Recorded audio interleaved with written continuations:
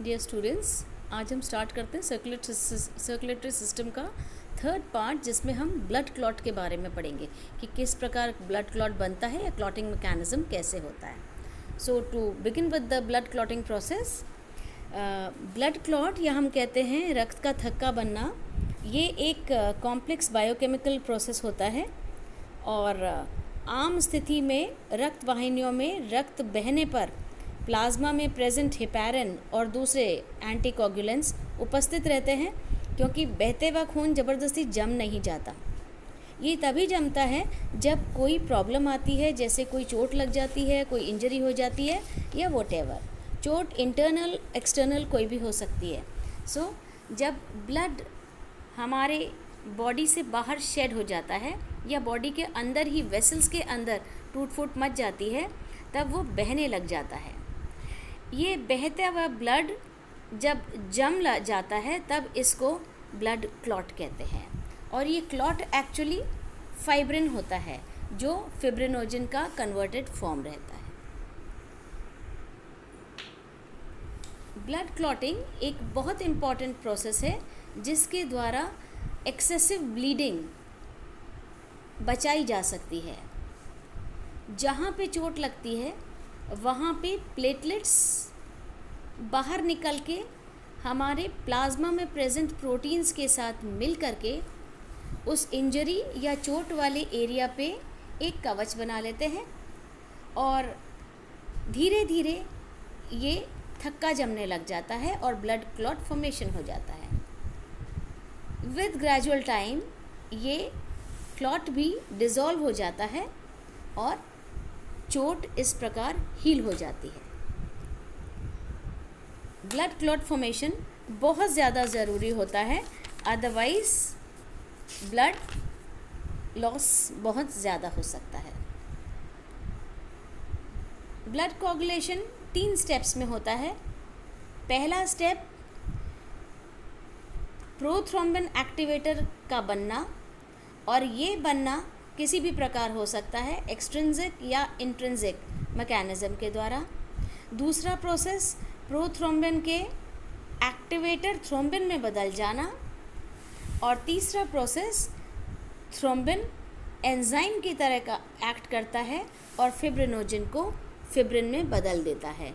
ये फिब्रिन ही वो मांस होता है जो पहले सॉफ्ट और मुलायम होता है और बाद में टाइट बन जाता है और ब्लड क्लॉट कर जाता है।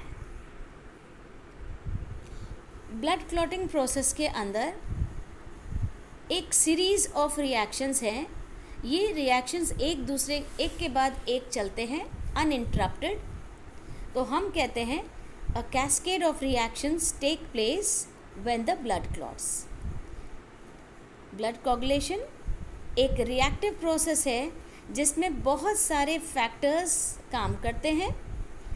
कुछ फैक्टर्स जो इनएक्टिव होते हैं उनको पहले एक्टिवेट किया जाता है और दूसरे फैक्टर्स और कैल्शियम ऐड किया जाता है और ये प्रोसेस पूरा होता है। इस पूरे प्रोसेस में लगभग 12 फैक्टर्स होते हैं। इन फैक्टर्स के नाम इस प्रकार हैं।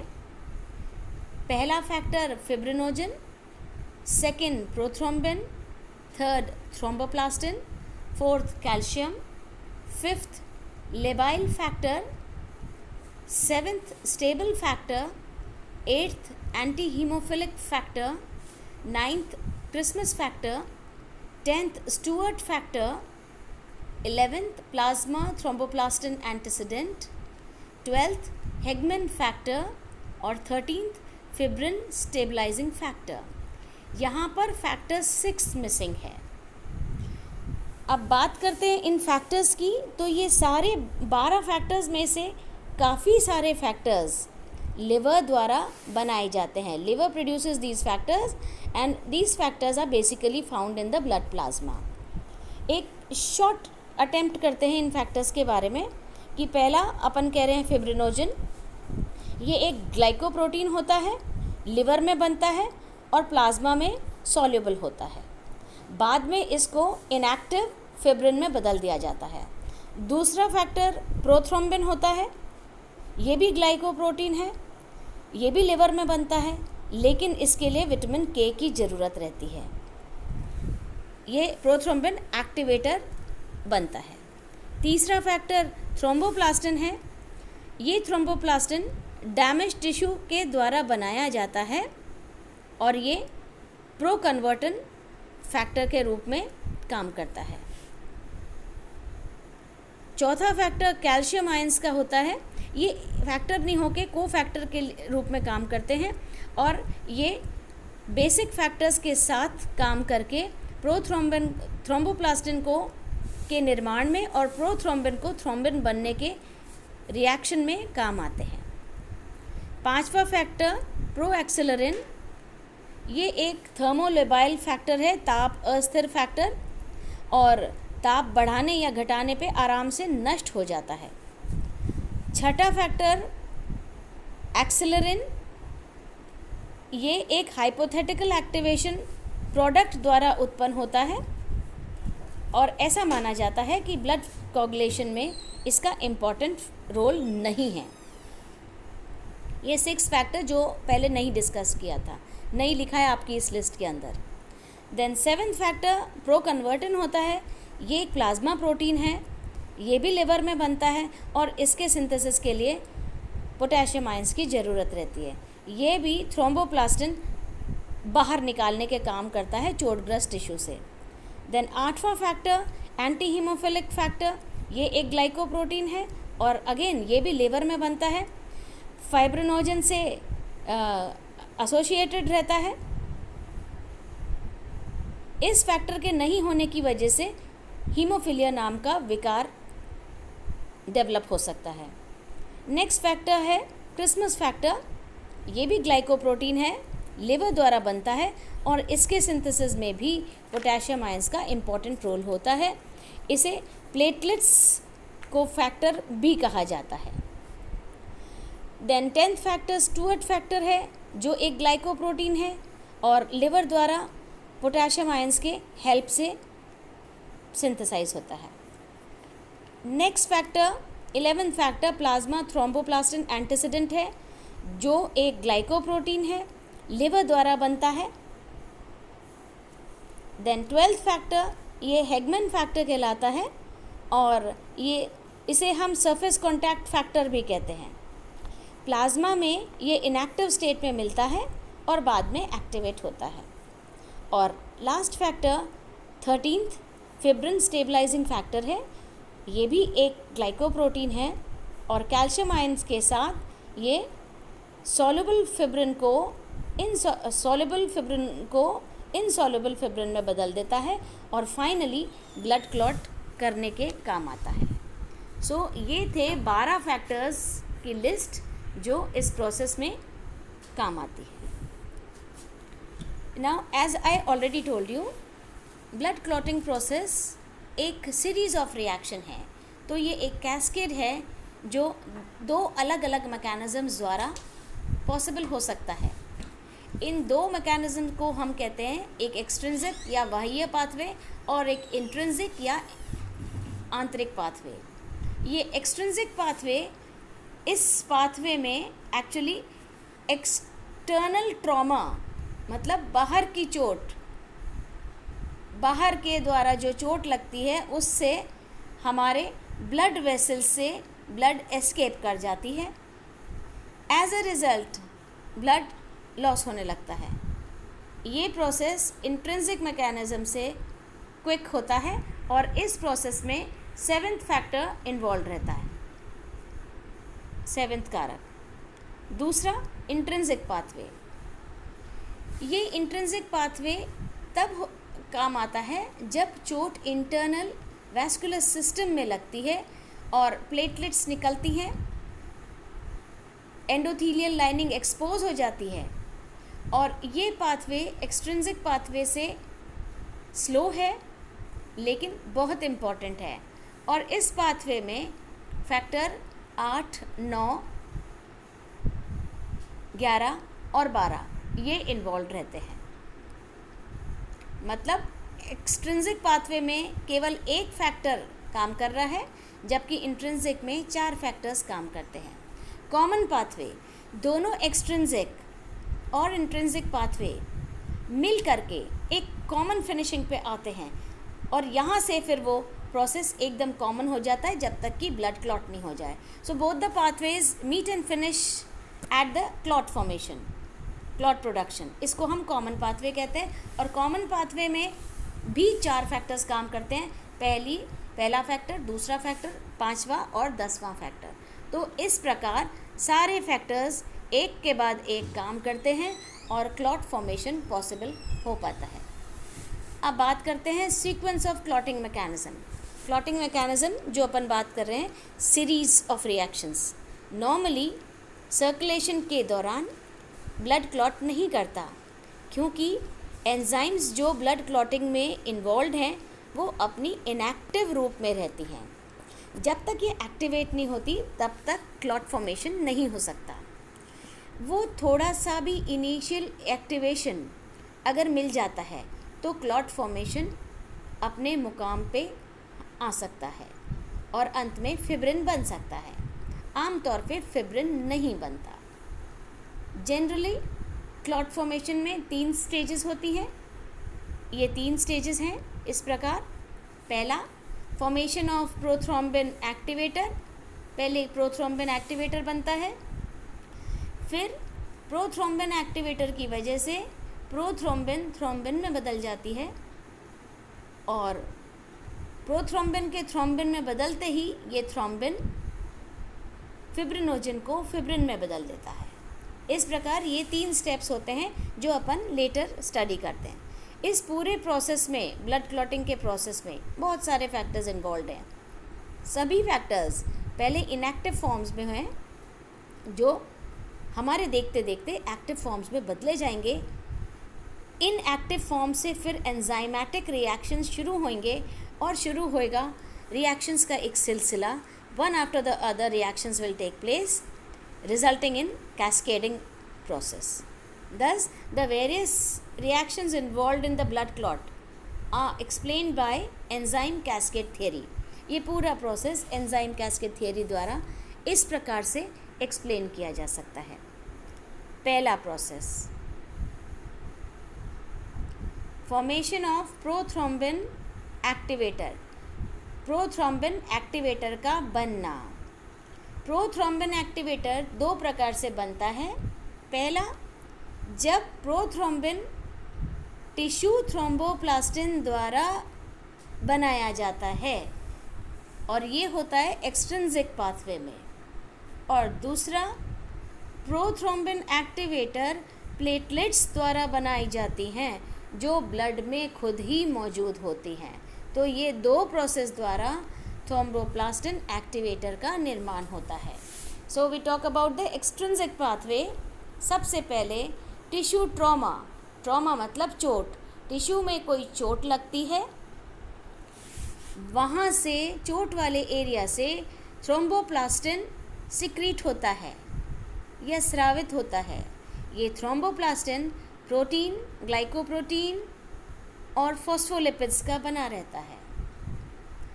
टिश्यू थ्रोम्बोप्लास्टिन के साथ फैक्टर 7 या फैक्टर 7 काम करता है और फैक्टर 7 और टिश्यू थ्रोम्बोप्लास्टिन मिल करके फैक्टर 10 को एक्टिवेटेड फैक्टर 10 में बदल देते हैं. जब फैक्टर 10 एक्टिवेटेड फैक्टर 10 में बदल जाता है तब वो कैल्शियम आयंस की मदद से और फैक्टर 5 की मदद से प्रोथ्रोम्बिन एक्टिवेटर में थ्रोम्बिन को बदल देता है. So this is how extrinsic pathway takes place. Tissue trauma की वजह से टिश्यू थ्रोम्बोप्लास्टिन निकलता है. टिश्यू थ्रोम्बोप्लास्टिन फैक्टर 7 के साथ मिल करके इनएक्टिव 10 को एक्टिव 10 में बदलता है और एक्टिव 10 फैक्टर 5 की मदद से और कैल्शियम की मदद से प्रोथ्रोम्बिन एक्टिवेटर में बदल जाता है. तो प्रोथ्रोम्बिन एक्टिवेटर इस तरह एक तरफ से बनता है. इंट्रिंसिक पाथवे से चलते हैं. अगेन टिश्यू ट्रॉमा की वजह से, मतलब टिश्यू में चोट लगने की वजह से फैक्टर 12 सिक्रीट होता है. फैक्टर 12 इस चोट की वजह से एक्टिव फैक्टर 12 में बदल जाता है। एक्टिव फैक्टर 12 फैक्टर 11 को एक्टिवेटेड फैक्टर 11 में बदल देता है। अब ये एक्टिवेटेड फैक्टर 11 कैल्शियम आयंस की मदद से फैक्टर 9 को एक्टिवेटेड फैक्टर 9 में बदल देता है और एक्टिवेटेड 9 वापस कैल्शियम की मदद से फैक्टर 8 की मदद से आगे चेंजेस लाता है। सो टिश्यू ट्रॉमा और आगे चलता है। अब ये फैक्टर 10 को एक्टिव फैक्टर 10 में बदल देता है और फैक्टर 10 कैल्शियम के सपोर्ट से या मदद से फैक्टर 5 थ्रोम्बिन को प्रोथ्रोम्बिन एक्टिवेटर में बदल देता है। बात वापस करते हैं इंट्रिंसिक पाथवे की। टिश्यू ट्रॉमा की वजह से इनएक्टिव 12 एक्टिव 12 में बदलता है। एक्टिव 12 की वजह से फैक्टर 11 एक्टिव फैक्टर 11 में बदलता है। एक्टिवेटेड 11 9 को एक्टिव 9 में बदलता है। एक्टिव 9 कैल्शियम की मदद से और फैक्टर 8 फैक्टर की मदद से फैक्टर 10 को एक्टिवेटेड 10 में बदल देता है और ये एक्टिवेटेड फैक्टर 10 कैल्शियम और फैक्टर 5 थ्रोम्बिन की मदद से प्रोथ्रोम्बिन एक्टिवेटर में बदल जाता है। तो इस प्रकार दोनों ही स्टेप से, चाहे इंट्रिंसिक मैकेनिज्म हो एक्सट्रिंसिक मैकेनिज्म हो, थ्रोम्बिन एक्टिवेटर का प्रोडक्शन हो जाता है। अब दूसरी स्टेज, ये जो प्रोथ्रोम्बिन है ये थ्रोम्बिन में बदल देता है। दिस टेक्स प्लेस कैसे? प्रोथ्रोम्बिन एक्टिवेटर प्रोथ्रोम्बिन को थ्रोम्बिन में बदल देता है कैल्शियम आयंस की मदद से। थ्रोम्बिन खुद भी अपना रिएक्शन स्पीड अप कर सकता है और इस प्रकार प्रोथ्रोम्बिन थ्रोम्बिन में बदल जाती है और दूसरा स्टेप पूरा हो जाता है। तीसरा step, conversion of fibrinogen into fibrin. अब ये जो फिब्रिनोजन है ये भी इनएक्टिव फिब्रिनोजन होती है या ये सॉल्युबल फॉर्म होती है जो बाद में इनसॉल्युबल फिब्रिन में बदलती है। इस प्रोसेस के दौरान फिब्रिनोजन जो इनसॉल्युबल है इनसॉल्युबल फिब्रिनोजन सॉल्युबल फिब्रिन में बदल जाती है और ये बदलाव थ्रोम्बिन की वजह से होता है। ये यहाँ पे पॉलीमराइजेशन रिएक्शन होता है और फिब्रिन मॉलिक्यूल्स बनते हैं। ये जो पहले फिब्रिन मॉलिक्यूल्स बनते हैं ये लचीले होते हैं, लूजली अरेंज होते हैं, स्ट्रैंडेड होते हैं लेकिन लूज स्ट्रैंड होते हैं। धीरे धीरे दे लूज दे वाटर और ये लेटर मॉडिफाई होकर के डेंस टाइट स्कार के रूप में बदल जाते हैं और ये काम होता है फिब्रिन स्टेबलाइजिंग फैक्टर से मिल करके और साथ में कैल्शियम आयंस का सपोर्ट भी चाहिए होता है। So this process takes place, ये लास्ट प्रोसेस थर्ड इस तरह होता है। फिब्रिनोजन थ्रोम्बिन के प्रभाव में आकर के एक्टिवेटेड फिब्रिनोजन में बदल देती है। ये एक्टिवेटेड फिब्रिनोजन फिब्रिन में बदल जाता है। ये फिब्रिन पहले सॉफ्ट, इलास्टिक और लूज स्ट्रैंड से बनता है, बाद में इनमें कैल्शियम आयंस का डिपोजिशन हो जाता है और फैक्टर 13 या फैक्टर 13 की मदद से ये फिब्रिन प्रॉपर में बदल जाता है जो एक टाइट क्लॉट की तरह होता है और खून का थक्का जम जाता है। इस प्रकार इस पूरे प्रोसेस में हम ये सम अप कर सकते हैं कि थ्रोम्बोप्लास्टिन जो टिश्यू या चोटग्रस्त एरिया से निकलता है वो प्रोथ्रोम्बिन को थ्रोम्बिन में बदल देता है और थ्रोम्बिन फिब्रिनोजन को फिब्रिन में बदल देता है और ये प्रोसेस ऑफ ब्लड क्लॉटिंग पूरा हो जाता है। Now in this whole clot process we have certain substances जो अगर ऐड कर दें तो क्लॉट प्रिवेंट किया जा सकता है। सो कुछ सब्सटेंसेस को क्लॉट प्रिवेंशन के काम लाया जाता है और ये तब होता है जब हम इन विवो स्टडी कर रहे होते हैं या फिर development of clot outside the body करते हैं in vitro. Various substances which are used as anticoagulant, वो सारे सब्सटेंस जो खून का थक्का जमने से रोकने का काम करते हैं वो होते हैं heparin, डाइकोमोरल, वाफरिन, EDTA, oxalate compounds, or citrates, sodium, ammonium, potassium citrate. So this is how clot formation takes place. Thank you.